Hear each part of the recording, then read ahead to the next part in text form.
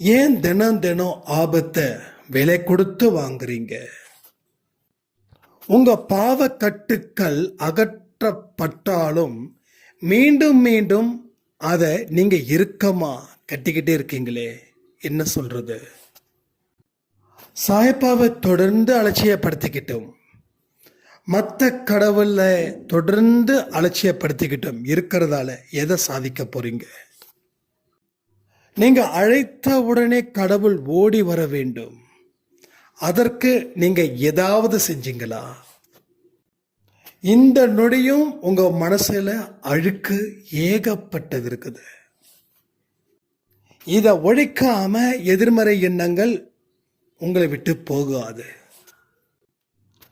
2 பேர்ல ஒருத்தவன் தான் இருக்கணும். 2 பேருமே இருந்தா உங்க வாழ்க்கை சீரழியும். உங்கள் கண்கள் திறக்கப்படாத வரை சாயப்பாவை நீங்க பார்க்கவே முடியாது. தீர்க்க முடியாத பிரச்சனையை கூட ஒரு சில வழிகளை இந்த பதிவில் சொல்லியிருக்கோம். அதை செஞ்சா அது தீர்ப்பதற்கு உண்டான அத்தனையும் உங்க கண்களுக்கு முன்னாடி சாயப்பா தெரிய வைப்பா. அவர் உங்க வீட்டுக்கு வந்து உங்களை அடுத்த கட்டத்துக்கு அழைச்சிட்டு போகணும்னு அவருடைய விருப்பம். ஆனா அவரை நீங்க கண்டுக்கல அப்படின்னா தீமைகள் உங்களை கவ்வும். முதல்ல நீங்க உங்களுக்காக வாழுங்க. இல்லைன்னா வாழ்க்கையில எதையுமே சாதிக்கவும் முடியாது, நல்லதை செய்யவும் முடியாது. அடுத்த ஜென்மத்தில் நல்ல வாழ்க்கையும் உங்களுக்கு கிடைக்காமலும் போயிடும். இந்த பதிவில் அப்படி என்ன சொல்லியிருக்கோம் கேட்டு பார்த்தா தானே. முழுசாக கேட்டால் நிறைய விஷயங்கள், இதுவரைக்கும் கேட்காத விஷயங்களை நீங்கள் கேட்பீங்க. இதுவரைக்கும் பார்க்காத விஷயத்தையும் நீங்கள் திரையில் பார்ப்பீங்க. இன்னமும் விதி ஒன்று இருக்குதுன்னு நம்புறீங்களா? ஒன்றுமே செய்ய முடியாத நிலைமையில் நீங்கள் மாறிடாதீங்க. இப்பொழுதும் கடவுள் ஒரு பெரிய வாய்ப்பை கொடுக்குறாரு. அதை பயன்படுத்தி கொள்வதும் பயன்படுத்திக்காமல் போவதும் உங்க கையில தான் இருக்குது.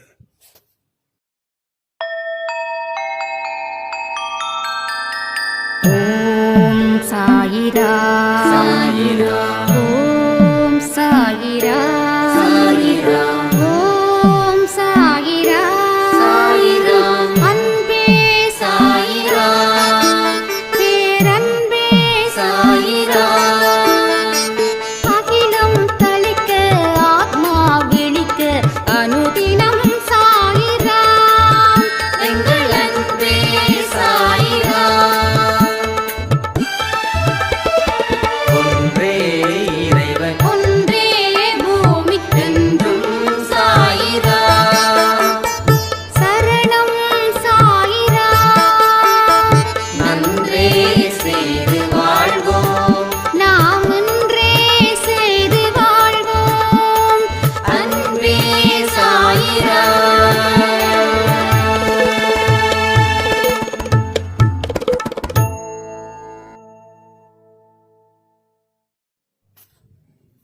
சாயிரா. என் உயிரின் உயிரானவர்களே,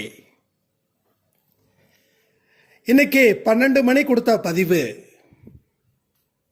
சாயப்பா என்னுடைய மனசுல ஒரு நம்பிக்கைக்குரிய விதைகளை விதைச்சது போல எனக்கு ஃபீல் ஆச்சு. என் மனசுல இருக்கக்கூடிய கெட்ட விதைகளை நான் அன்பே சாய் பதிவுகள் மூலமா அதை நான் பிடுங்கி போட்டாச்சு. இனி என் வாழ்க்கையில பொற்காலம்தான். இனி என்னைக்கும் நான் இனி தோற்க மாட்டேன். இனி நான் அவமானப்பட மாட்டேன். வாழ்க்கையில மேலும் மேலும் மேலும் மேலும் நான் உயருவேன் அப்படின்னு ஒரு சாய்ராம் வந்து எனக்கு வாட்ஸ்அப்பில் மெசேஜ் பண்ணியிருந்தாங்க. உங்களை எல்லோரையும் மாற்றி அமைக்கக்கூடிய சக்தி ஒன்று உள்ளதுன்னா அது சாயப்பாவுடைய சக்தி மட்டுமே. ஏன்னா திரும்ப திரும்ப நான் சொல்லக்கூடிய வார்த்தைகளை கவனிச்சு பாருங்க. அன்பேசாய் குடும்பத்தில் இருக்கிறவங்களை முதல்ல அவர் நிறைய பிரச்சனைகளை கொடுத்து சுத்தப்படுத்துறாரு. ஏன்னா ஏற்கனவே அங்க நிறைய அசுத்தங்கள் நிரம்பி இருக்குது. போட்டி, பொறாமை. இந்த போட்டியும் பொறாமையும் ஏன் வந்தது? நமக்கு மற்றவங்களோட நாம் கொஞ்சம் டாப்பில் இருந்தால் நமக்கு போட்டியோ பொறாமையோ வந்திருக்காது. பட் நாம் அவங்கள விட பலப்படி கீழே இருந்ததால் நாம் அவங்க மேலே போட்டியும் பொறாமையும் பட்டோம். அதனால தான் நம்ம மனசு எல்லாமே அழுக்காக இருந்தது. அதையும் தாண்டி இன்னொன்று யோசித்தோம், இவெல்லாம் வாழவே கூடாது, இவன் எப்போ நடு தெருவுக்கு வரானோ அப்பதான் நான் சந்தோஷமா இருப்பேன் அப்படின்றது போல. அப்போ இவ்வளவு கெட்ட விஷயங்கள் நம்ம மனசுல ஆழமா பதிஞ்சிருக்கும் போது நம்ம நல்ல காரியங்கள் அத்தனையும் நமக்கு தடைப்படுது. ஒரு வீட்டில் 2 பேர் இருக்க முடியாது, ஒருத்தன் தான் இருக்கணும். 2 பேர் இருந்தால் அந்த வீட்டை சண்டை சச்சரவு ஜாஸ்தியாக இருக்கும். அதே போல் நம்ம மனசில் நல்ல எண்ணமும் கெட்ட எண்ணமும் நிச்சயமாக ஒன்றா இருக்காது. அது இருந்துச்சுன்னா ரெண்டும் அடிச்சுக்கும். அப்போ நம்ம வாழ்க்கை எதை தேடி போகுதுன்னு நமக்கே தெரியாமல் விரக்தியான பாடல்களை பாடி பாடி பாடி கழிச்சு போயிடுவோம். அப்போ நம்ம வாழ்க்கையை நம்ம வாழ முடியாத அளவுக்கு அங்கே என்னமோ ஒன்று நடக்குது.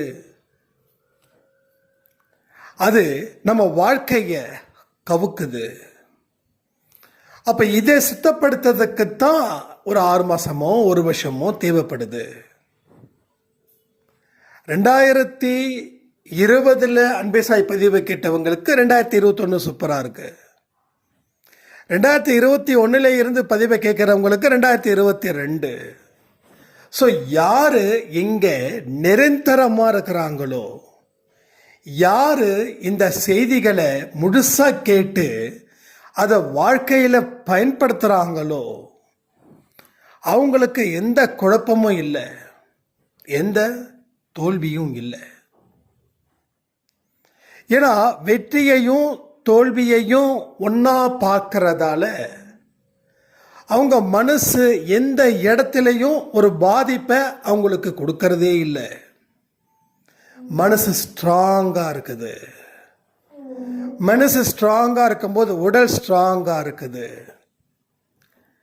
மனசும் உடலும் ஸ்ட்ராங்காக இருக்கும்போது செயல் ஸ்ட்ராங்காக இருக்குது. செயல் ஸ்ட்ராங்காக இருக்கும்போது வாழ்க்கையும் ஸ்ட்ராங்காக இருக்குது. வாழ்க்கை ஸ்ட்ராங்காக இருக்கும்போது நம்ம யார் மீதும் போட்டி இல்லை, பொறாமை இல்லை. யாரையும் நமக்கு கீழே கொண்டு வரணுன்ற அவசியமும் இல்லை.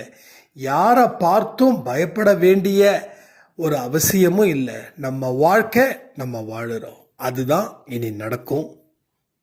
நீங்கள் தெளிவாக இருந்தீங்கன்னா உங்கள் மனசில் நல்லதை வச்சிங்க அப்படின்னா எல்லாமே சூப்பராக இருக்கும். இங்கே சரி பண்ண முடியாதது எதுவுமே இல்லை.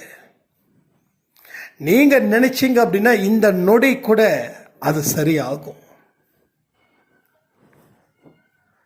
என் வாழ்க்கையில் கடவுள் அற்புதத்தை செய்தாதான் நான் நம்புவேன் அப்படின்னு ஒரு சாய்ராம் சொல்லியிருந்தாங்க. இந்த வார்த்தைகளை எத்தனை தடவை நீங்கள் வச்சாலும் ஒரு விஷயத்தை நான் தெளிவாக சொல்லிடுறேன். நீங்கள் சோதிச்சு பார்க்குறீங்க கடவுளை. கடவுளை நீங்கள் சோதிக்கக்கூடாது. கடவுள் தான் உங்களை சோதிக்கணும். நாம் கடவுளுக்கு கீழே. நம்ம பெற்றவங்களை நம்ம சோதிப்போமா? சோதிக்க மாட்டோம். அதே போல தான் கடவுளும்.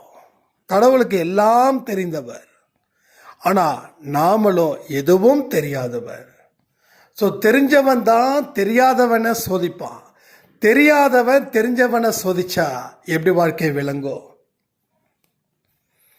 அப்போ அந்த கருத்தை தயவு செய்து வெளியில வச்சிடுங்க. அது வேண்டாம். அதனால உங்களுக்கு நன்மைகள் இல்லை, அதற்கு பதிலாக தீமைகளே இருக்கு. இங்க நன்மைகள் வெற்றி பெறல, தீமைகள் வெற்றி பெறுது. ஏன்னா நீங்க கடவுளை சோதிக்கிறீங்க. அப்ப இங்க தீமைகள் வெற்றி பெறும்போது உங்க கை எப்படி ஓங்கும்? அப்ப கடவுளை எந்த இடத்துலையும் சோதிக்காம உங்க வாழ்க்கைய நீங்க வாழுங்க. கடவுளை சோதிக்கிறதா நினைச்சுக்கிட்டு உங்க வாழ்க்கைய நீங்க கெடுத்துக்க வேண்டாம். அது பாலைவனத்தில் செடி வளர்ப்பதற்கு சமம். பாலைவனத்தில் செடி வளர்க்க முடியுமா? நம்ம வளர்க்க முயற்சி பண்ணா பாலைவனத்துக்கு லாஸ் இல்லை, செடிக்கும் லாஸ் கிடையாது. ஆனா இது வளரும் வளரும் வளரும் நினைச்சு காலங்காலமா காத்திருந்தீங்களே, உங்களுக்கு தான் லாஸ். ஒரு அம்மா சொன்னாங்க, தம்பி வாழ்க்கையில் நான் எல்லாம் படித்தேன், நிறைய படிப்பு, நிறைய புத்தகம், ஆனால் வாழ்க்கைன்ற புத்தகத்தை மட்டும் நான் படிக்கவே இல்லை. நான் நிறைய கண்டுபிடிப்புகளை படித்தேன், வியந்தேன், நிறைய ஆர்டிக்கல் கூட நான் எழுதினேன். ஆனால் வாழ்க்கைன்ற படிப்பையும் நான் சேர்ந்து படிச்சிருந்தேன்னா நான் அதை படித்ததுக்கு எல்லாம் பெருமை சேர்த்திருப்பேன். ஆனால் எல்லாத்தையும் நான் படித்தேன், ஆனால் வாழ்க்கையை எப்படி வாழ்வது என்பது என்னால் படிக்கவே முடியல. இங்க இருக்கக்கூடிய பதிவுகளை கேட்கும்போது ரொம்ப வித்தியாசமா இருந்தது, ரொம்ப வியக்கம் பண்ணமும் இருந்தது. நிறைய இடத்துல வருத்தப்படுற அளவுக்கும் இந்த பதிவில் நிறைய சொல்லியிருக்கீங்க. உன்னுடைய வாழ்க்கையை நீ வாழாம பிறருடைய வாழ்க்கையை வாழ்ந்தா உன் வாழ்க்கை நல்லா இருக்காதுன்ற ஒரு வார்த்தை திரும்ப திரும்ப திரும்ப திரும்ப என் கன்னத்தில் சாயப்பா அடிச்சது போல இருந்தது. நான் என்னுடைய வாழ்க்கையை நான் வாழ்ந்திருந்தா என்னுடைய திறமையும் மேலோங்கி நிற்கும் அப்படின்னாங்க. இதை தான் நம்ம பல இடத்துல பல தடவை திருப்பி திருப்பி சொன்னோம். உங்கள் வாழ்க்கையை நீங்கள் வாழாமல் உங்களால் எதையுமே அச்சீவ் பண்ண முடியாது. ஏன்னா நீங்கள் செய்யக்கூடிய செயல்கள் எல்லாமே வெற்றி பெறணும். அப்போதான் உங்கள் வாழ்க்கையை உங்களை பார்த்து நிறைய பேர் மதிப்பு கொடுப்பாங்க, மரியாதை கொடுப்பாங்க. ஆனால் உங்கள் வாழ்க்கையை நீங்கள் வாழாமல் அடுத்தவங்களுக்காக நீங்கள் வாழக்கூடிய வாழ்க்கையில் உங்களால் எதையுமே சாதிக்க முடியாது. உங்கள் வாழ்க்கையை நீங்கள் வாழ்ந்தாதான் அடுத்தவங்களுடைய எதிர்பார்ப்புகளையும் அது சரியானதாக இருக்குதான்னு நினச்சி பார்த்து நீங்கள் வாழ முடியும். நமக்குள்ளே ஒரு பயம் இருக்குது, மற்றவங்க எப்படி எதிர்பார்க்குறாங்களோ அப்படி நம்ம வாழ்ந்தாதான் நம்ம கூடவே இவங்க இருப்பாங்க, இல்லைன்னா இவங்க நம்மளை விட்டுட்டு போயிடுவாங்க. ஒன்னே ஒன்று புரிஞ்சுக்கோங்க, இந்த உலகத்தில் நம்ம வரும்பொழுது இவங்கெல்லாம் இருப்பாங்க அப்படின்னு நினச்சி நம்ம வரலை. வந்தோமா, வாழ்ந்தோம், வாழ்ந்துக்கிட்டு இருக்கோமா, போக போகிறோமா, அவ்வளோதான் வாழ்க்கை. இட்ஸ் அ வெரி சிம்பிள், ரொம்ப சிம்பிள். திருப்பி திருப்பி ஒருத்தவங்களுக்கு பதில் சொல்றதால உங்க வாழ்க்கையில் நல்லது நடக்குதுன்னு நினைக்கிறீங்க? இல்லை. திருப்பி தாக்குதலை நடத்துறதால நீங்க தைரியமான ஆளா இருப்பீங்கன்னு நினைக்கிறீங்க? அதுவும் இல்லை. ஒரு அர்த்தமில்லாத வார்த்தையை பயன்படுத்துறது செத்த பாம்பை அடிக்கிறதுக்கு சமம். பாம்பு உயிரோட இருந்து அடிக்கலாம், ஆனால் ஏற்கனவே செத்து போயிடுச்சு, அதை போறவன் வரவெல்லாம் அடிச்சு என்ன வீரனா? அமைதின்ற முறையில் அந்த வீரத்தை நம்ம கொண்டு வர முடியும். 4 பேர்கிட்ட எதிர்த்து நின்று பேசுறதால நான் ஒரு பலசாலி அப்படின்னு நினைக்காத. ஏன்னா உன் வாழ்க்கை சண்டை போட்டு ஒரு விதமான ஒரு பேட் இம்ப்ரெஷனை தான் உனக்கு கொடுத்தது. உன்னை என்ன சொன்னாங்க அப்படின்னா, நீ சண்டைக்கார, நீ கோபக்கார, நீ ஆத்திரக்கார, உனக்கு மூளை வேலை செய்யலைன்னாங்க. அமைதியான முறையில் காரியத்தை சாதிக்கிறவர்கள் சூப்பர். அதே ஆர்ப்பாட்டங்களை செய்து காரியத்தை சாதிக்கணும்னு நினைக்கிறாங்க பாருங்க, அவங்க வாழ்க்கையில் முட்டை மார்க் வாங்குறாங்க. அதையும் மீறி அவங்க சாதிச்சிட்டாங்கன்னா, ஒரு ஈ அளவோ, ஒரு கொசு அளவோ, ஒரு கடுகு அளவோ நடந்த ஒரு வெற்றியை புகழ்ந்து தானே பேசிக்கிட்டு இருப்பாங்க. ஆனால் அமைதியானவர்களை பார்த்தா மலை அளவில் இருக்கக்கூடியதை கச்சிதமாக செஞ்சுருப்பாங்க வெற்றியை. அந்த வெற்றியை பார்த்து அழட்டிக்கவோ இல்லை தன்னை பெருமை பேசணும்னு நினைக்கிறதுக்காக அந்த வெற்றியை வெளியிடவோ நிச்சயமாக மாட்டார்கள். ஸோ இதை எல்லாமே பக்குவம் அடையணும். வாழ்க்கைன்றது எதிர்த்து நிற்கிறது, அதுதான் உண்மை அர்த்தம். அதுக்காக மற்றவங்களை எதிர்த்து நிற்கிறது இல்லை, ஒன்றை நீ எதிர்த்து நில். உன் காலு உன் கண்ணு அது பாட்டுக்கு போகிற போக்கில் போகும். அதுக்காக கடவுள் காலையும் கண்ணையும் கையையும் கொடுக்கல. எந்த திசையில் போகணும்னு முடிவு பண்ணிட்டு அதுக்கப்புறமா போ. கண் போன போக்கிலே கால் போகலாமா பாட்டு இருக்குல்ல, எம்ஜிஆர் பாடியிருக்காங்கல்ல, அர்த்தத்தை தெரிஞ்சுக்கோங்க. ஸோ நிறைய விஷயங்கள் நம்ம படிப்பை சொல்லி கொடுத்துக்கிட்டே இருக்கோம். நீங்கள் கேட்டுக்கிட்டே இருக்கீங்க. கேட்டு செயல்படுத்தவங்க 10%, கேட்டதால் பயனடைஞ்சிட முடியும்னு நினைக்கிறவங்க ஒரு பர்டிகுலர் பர்சன்டேஜ் தான். அதுவும் நடக்குது, இல்லைன்னா சொல்லலை. ஆனால் இன்ஸ்டண்ட்டான ஒரு வெற்றி, அதாவது உடனடி வெற்றி உங்களுக்கு தேவை இருக்கா? யாருக்காவது தேவை இருக்கா? ஒரு உடனடி வெற்றி இல்லை, ஒரு உடனடி சந்தோஷம் இல்லை, உடனடி நல்ல காரியம் ஏன் நடக்காது? நாம முடிவு பண்ணுவோம். நாம முடிவு பண்ணா அது நடந்தே தீரும். நம்பிக்கை இருக்கா? நம்பிக்கை இருக்கிறவங்க முடிவு பண்ணுங்க. உங்களுக்கு என்ன தேவை? உடனடி வெற்றியா இல்லை உடனடி சந்தோஷமான செய்தியா? கமெண்ட் பண்ணுங்க. அது நடக்கிற வரைக்கும் உங்களுக்கு பிடிச்சமான ஒன்றை விட்டுடுங்க. 2வது, உங்களுக்குன்னு ஒரு அடிமைத்தனம் ஒன்று இருக்கும். ஃபோன் அதிகமாக யூஸ் பண்ணுறவங்களா, மொபைல் அதிகமாக யூஸ் பண்ணுறவங்களா, எதில் நீங்கள் அடிக்ட்னு பாருங்க. அதை அவாய்ட் பண்ணுங்க. நீங்கள் எதை நினைக்கிறீங்களோ அதை மட்டும் மனசில் வைங்க. அதற்கு உரிய வழிகளையும் அதற்கு உரிய வேலைகளில் மட்டும் கவனத்தை வையுங்க. நீங்கள் இதை செஞ்சால் போதும், நிச்சயமாக ஒரு உடனடி வெற்றியோ இல்லை உடனடி மகிழ்ச்சியான செய்திகளோ உங்கள் காதுக்கு வரதை எவன் நாளையும் தடுத்து நிறுத்த முடியாது. எல்லாமே நம்மக்கிட்ட இருக்கு. நான் திரும்ப திரும்ப சொல்கிறேன். இன்னொரு அம்மா சொன்னாங்க, இல்லைப்பா விதிப்படி தான் அப்படின்னு சொல்லி எத்தனையோ பெரியவர்கள் சொல்லியிருக்காங்கன்னு சொல்லிட்டு நம்ம ஹிந்து மதத்தில் இருக்கக்கூடிய ஒரு பெரியவர் அவர் சொன்னதா கோடிட்டு அவர் சொன்ன வார்த்தைகளை எனக்கு ஃபோட்டோ எடுத்து அனுப்பியிருந்தாங்க. நான் ஒரே ஒரு வார்த்தை தான் சொல்கிறேன்.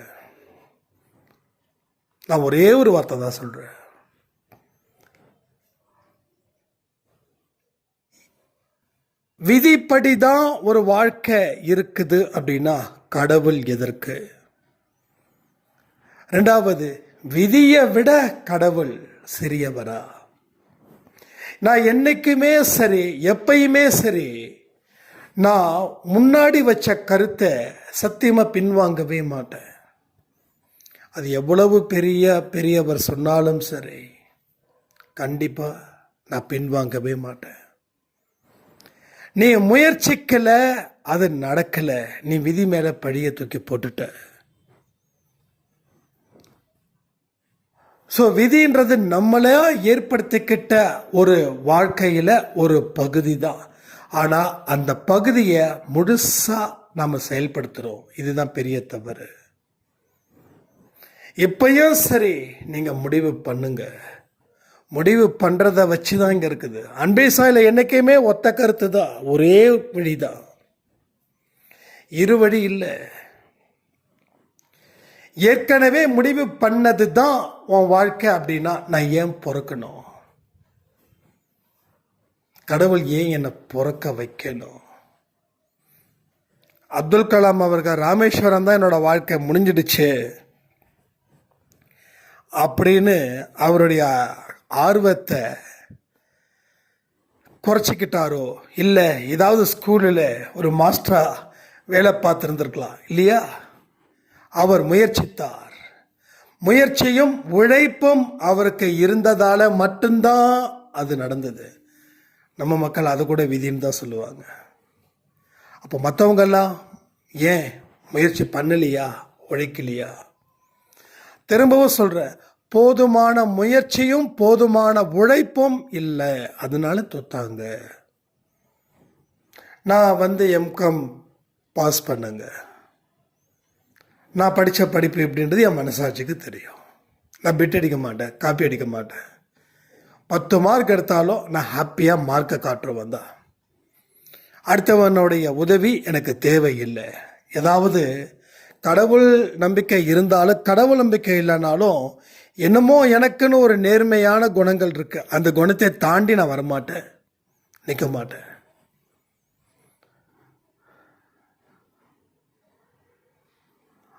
அப்போ அதே ஐஏஎஸ் ஐபிஎஸ் படிக்கிறவங்களும் என்ன மாதிரி படித்தா போதுமா?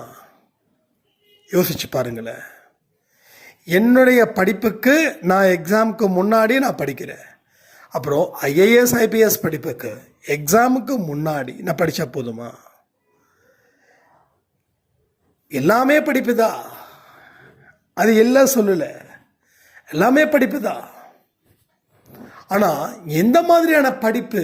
அப்போ அதற்கு உரிய உழைப்பு, அதற்கு உரிய முயற்சி, அதற்கு உண்டான நேரம், அதற்கு உண்டான காலம், இதையெல்லாம் நான் ஒதுக்கி இருந்தேன்னா நான் நிச்சயமா ஒரு ஐஏஎஸ்ஓ இல்லை ஐபிஎஸ்ஓ ஆயிருப்பேன். நான் முயற்சி பண்ணலை. என்னோட முயற்சியும் என்னுடைய உழைப்பும் எனக்கு தேவையான அளவில் எடுத்துக்கிட்டதால நான் ஜெயிச்சேன். இதுதான் நடந்தது. அப்போ சும்மா விதி எல்லாமே ஏற்கனவே எழுதி வைக்கப்பட்டது அப்படின்னு சொல்லிக்கிட்டு இருந்தீங்கன்னா நீங்கள் கடைசி வரைக்கும் அப்படியே தான் சொல்லிக்கிட்டே தான் இருக்கணும்.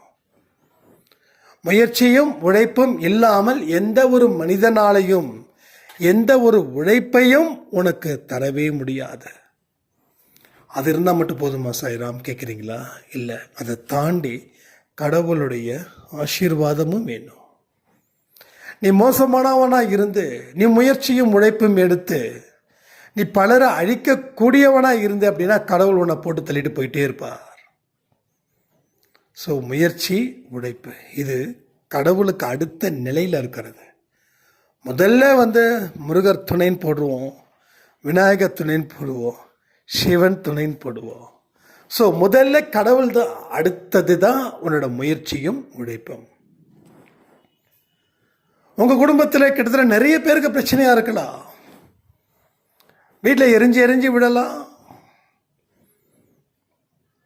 மனக்காயத்தை ஏற்படுத்தலாம், கஷ்டத்தை கொடுக்கலாம், உங்களுக்கு நஷ்டத்தை கொடுக்கலாம்.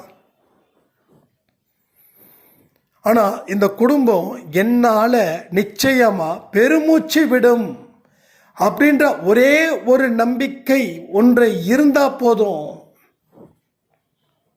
எல்லா பிரச்சனைகளும் தீரும். எல்லா பிரச்சனைகளும்.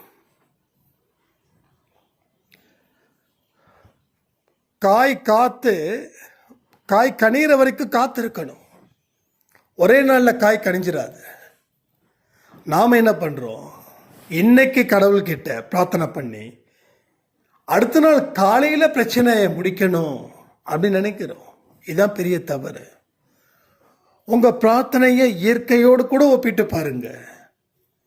அது எப்போ கனியாகுமோ அது வரைக்கும் காத்திருக்கிறத தவிர வேற எந்த புத்திசாலித்தனமும் இப்போ இல்லை ராஜா. நீ காத்திருக்கத்தான் வேணும். காத்திருந்தாதான் உன் வாழ்க்கை சிறப்பாக இருக்கும். ஏன்னா இது வரைக்கும் நம்ம காத்து இல்லை, அவசரப்பட்டோம், பயங்கரமாக அவசரப்பட்டோம், எல்லா இடத்துல அவசரப்பட்டோம். ஒரு இடத்துல கூட அவசரப்படாமல் இருந்ததே இல்லை. எல்லா இடத்துலையும் கடைசியில் தோல்வி அடைந்தோம். ஒரு சரியான ஒரு கணிப்பு நம்ம வாழ்க்கையில் இல்லை. இப்போ கூட நம்ம வாழ்க்கையை தீர்மானிக்கக்கூடிய சக்தியை இந்த நொடி சாய்ப்பா கொடுத்துருக்கார். இப்போ எந்த எண்ணம் இருக்கோ அதுதான் உனக்கு அடுத்த நொடியை உருவாக்குது. உங்களுக்கு பிடிச்ச மாதிரியே சொல்கிறேன். இப்போ நீங்கள் ரொம்ப ஹெல்த்தியாக இருக்கீங்க. நாளைக்கு காலையில் எனக்கு எழுந்துச்சா நிச்சயமாக தலை வலிக்க தான் போகுது, ஒரு பெரிய கஷ்டம் வரதான் போகுது. நான் நாளைக்கு எப்படி இந்த நாளை கடத்துவேன்னு தெரியல. இதை நீங்கள் உள்ளுக்குள்ளே சொல்லிக்கிட்டே இருங்களேன். நாளைக்கு அப்படிப்பட்ட ஒரு சம்பவம் நடக்கும். ஏன்னா நீங்கள் பாசிட்டிவாக நம்ம நினைக்க சொன்னோம், நீங்கள் நினைக்கல. ஆனால் நெகட்டிவாக நினைக்க சொன்னால் பயங்கரமாக நினைக்கிறீங்க. அதை வச்சு தான் சொல்கிறேன். அப்போ ஏன் நடக்குது இது கொஞ்சம் டெஸ்ட் பண்ணி பாருங்கள், தப்பு இல்லை. ஏன்னா நம்ம நல்லதை நினைக்க சொன்னால் நல்லது நம்ம நினைக்க மாட்டேங்கிறோம். அதனால தான் உங்கள் வழியில் போய் கெட்டதை நினைக்க சொல்கிறேன். நீங்கள் கெட்டதை நினச்சி பாருங்கள், காலையில் நடக்குதா இல்லைன்னு பார்ப்போம். ஏன்னா இது ஒரு எக்ஸ்பெரிமெண்ட்டாக எடுத்துக்கோங்களேன். நீங்கள் என்ன சோதிக்கிறீங்களா சோதிங்க, இதை பண்ணி பாருங்கள். நான் அதெல்லாம் ஒரு காலத்தில் பண்ண வந்தா கரெக்டாக இருக்குது ரிசல்ட். நம்மக்கிட்ட ரொம்ப பர்ஃபெக்டாக இருக்கும் ரிசல்ட், அதில் எந்த சந்தேகமும் வேண்டாம். 100க்கு 100 ரொம்ப தெளிவாக இருக்கும். நான் கெட்டது வரும்னு நினச்சோம், அது மாதிரி பண்ணியிருக்கேன், அடுத்தது கெட்டது நடந்திருக்குது. அடுத்தது நல்லதை நினச்சோம், நான் பண்ணியிருக்கேன், நல்லது நடந்திருக்குது. அடுத்தது எப்பயும் போல் வழக்கம் போல் சூப்பராக போகும். எஸ், சூப்பராக போகுது. இன்னைக்கு நைட்டு எந்த மைண்டில் நான் தூங்குறேன்றதை பொறுத்து அடுத்த நாள் விடியல் எனக்கு அமையுது. நான் அடுத்த நாள் விடியலை சாதகமாக எனக்கு அமைஞ்சதுன்னா அன்னைக்கு இரவு நல்ல உறக்கத்தில் நான் இருந்தேன்னு அர்த்தம். ஸோ இதை தான் நாம் புரிஞ்சிக்க முயற்சி பண்ணுறோம். ஆனால் புரிஞ்சிக்க முடியல. ஏன்னா ஏகப்பட்ட விஷயங்கள் இந்த சோசியல் மீடியா பரவுது. பரப்புறது எல்லாமே 90% கெட்ட செய்திகள் மட்டும்தான், கெட்டது மட்டும்தான், ஒன்றும் இல்லை. விஷ்ணு சாய்ராம் ஒரு வீடியோ அனுப்பி, இது எத்தனையோ வருஷத்துக்கு முன்னாடி எடுக்கப்பட்ட வீடியோ, இது நாசாவில் இருந்து எடுக்கப்பட்ட வீடியோ. இந்த ஏலியன்ஸ் எஸ் பேசியிருக்காங்க. இந்த உலகம் ஏஐ அப்படின்ற ஒரு விஷயத்தில் அழிய போகுதான் அப்படின்னு. எத்தனையோ நூற்றாண்டுகளுக்கு முன்னாடி, அதாவது 2000 நூற்றாண்டுகளுக்கு முன்னாடி அந்த வீடியோ எடுக்கப்பட்டது அப்படின்னு சொல்லி அவர் கண்களில் இருந்து பயங்கர ஒரு விதமான என்ன சொல்கிறது, அதிர்ச்சி ஊட்டுவது போல. நான் ஒன்றே கேட்டேன், 2000 வருஷத்துக்கு முன்னாடி கேமரா இருந்ததா?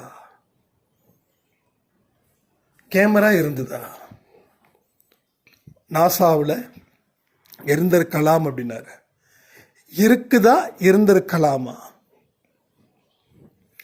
அப்போ ஒரு விஷயத்தை நெகட்டிவா பரப்புறதால மனுஷனுக்கு ஒரு விதமான ஒரு பயத்தை இந்த வாழ்க்கை கொடுக்குது. இந்த ஏஐ வந்தா உலகமே அழிஞ்சிடும். இனி ஃபியூச்சர் ஏஐ பேஸ் பண்ணி தான், ஆர்டிஃபிஷியல் இன்டெலிஜென்ஸ் அதை பேஸ் பண்ணி தான் அப்படின்னு. இதுக்கு முன்னாடி ஒன்று ரூமர் பண்ணாங்க 2000. இனி கம்ப்யூட்டர் யுகம், மனுஷன் தேவையே இல்லை, கம்ப்யூட்டர்லாம் வந்துருச்சுன்னா எல்லாமே முடிஞ்சுது அப்படின்னாங்க. இன்னும் சில பேர் 2000 உலகம் அழிய போகுதுன்னு சொல்லி 1999 98 பெரிய அளவில் வைரலாக்குனாங்க. ஏதோ ஒரு முனைவர், அவர் பேர் சொல்ல விரும்பலை, எனக்கு பேர் தெரியும், இந்த 2000 உலகம் அழியுதுங்க, அழியலைன்னா என் பேரை மாற்றிக்கிறாங்க அப்படின்னாங்க. அவர் இறந்துட்டாரு, ஆனால் இந்த உலகம் இருக்குது. ஸோ எல்லா இடத்துலையும் ஒரு விதமான ஒரு பயத்தை, ஒரு பீதியை உருவாக்கிக்கிட்டே இருக்கிறது தான் இந்த சோசியல் மீடியா. ஸோ இதை அப்போவே பண்ணிட்டாங்க, நியூஸ் பேப்பர் இருந்த காலத்திலேயே பண்ணாங்க. இப்போ பண்ணுறதுக்கு பஞ்சமாக என்ன? ஏதோ நல்ல வியூஸ் போகுது, ஒரு பரபரப்பு மக்கள்கிட்ட. மக்கள் எதையாவது நினைக்கணும். அதாவது எந்த நாட்டில் எல்லா மக்களும் அவங்க உழைப்பை மறந்துடணும், அவங்க வாழ்க்கையை மறந்துடணும், அவங்க முன்னேற்றத்தை மறந்துடணும், ஏதாவது ஒரு விஷயத்தை வச்சுக்கிட்டே பரப்பணும். இன்னும் நம்ம சாயப்பாவே வேற லெவலில் கொண்டு வந்தாங்க. நிலாவில் சாயப்பா தெரிகிறார் பாருங்க, நிலாவில் சாயப்பா தெரிகிறார். அப்போ இதுக்கு முன்னாடி அதான் ஒரு சாய்ராம் எப்பயோ இது நடந்தது, ஐ திங்க் 2016 17. அப்போ நம்ம வாட்ஸ்அப் குரூப் வச்சுருந்தோம். நிலாவில் சாயப்பா தெரிகிறார் எல்லாரும் ஃபோட்டோவில் ஜூம் பண்ணி, வா, அதாவது நிலாவில் ஒரு உருவம் தெரியுது. ஏற்கனவே சொன்னாங்க பாட்டி வடை சுட்டு இருக்காங்கன்னு. எப்பயும் அந்த நிலாவில் பார்த்தீங்கன்னா அந்த பாட்டி, நீ எந்த கண்ணோட்டத்தில் பார்க்குறியோ அது உனக்கு தெரிய தான் போகுது. நிலாவில் ஏன் சாயப்பா வரணும்? அப்போ இதெல்லாம் அது சொல்கிறதுக்கு ஒன்றுமே இல்லை. மக்கள் இதை தான் நம்புகிறாங்களே தவிர, உன்னால் முடியும்ப்பா, நீ உடப்பா, முன்னேறுப்பானா நம்மளை என்ன நம்ம சொல்கிறாங்க? பொட பைத்தியன்றாங்க. நாம் பைத்தியமா? ஜாதகத்தை பார்க்காதன்னா என்னது? ஜாதகத்தை பார்க்குறாங்கன்னா எப்படி வாழ்கிறதுன்னு கேட்குறாங்க. சரி, இந்தியாவில் நீ இருக்க, ஜாதகத்தை பார்க்குற, இந்த உலகம் ஃபுல்லாக ஜாதகத்தை பேஸ் பண்ணுதா? அமெரிக்காக்காரன் எதை பார்க்குறான்? ஜப்பான்காரன் எதை பார்க்குறான்? அமெரிக்காவும் ஜப்பானும் எவ்வளவு பெரிய ஒரு ரிச்சஸ்ட் பிளேஸ் தெரியுமா? நான் அவங்கள வச்சு நான் நம்மளை குறை சொல்லலை, ஆனால் அவங்கள விட திறமையானவர்கள் நாம். ஆனால் நாம் இதில் போய் மாட்டிக்கிட்டு இருக்கிறோம். எதில்? மூட நம்பிக்கையில். அதனால தான் இந்த மாதிரி செய்திகளை பரப்புகிறாங்க. 2000 உலகம் அழிய போகுது. இப்போ 2026 நாம் அழிவோம், உலகம் அழியாது. இந்த உலகத்துக்கு இன்னும் எத்தனையோ லட்சம் கோடி வருஷங்கள் இருக்குது, அழியாது. ஆனால் பூமி வெப்பமயமாக்குதல் அது யாருக்கும் தெரியாது. இது கிட்டத்தட்ட 2000 இருந்து கத்திக்கிட்டு இருக்காங்க, பூமி வெப்பமயமாக்குதல். இப்போ அதனால் வரக்கூடிய பிரச்சனைகள் தான் இயற்கை பேரழிவு.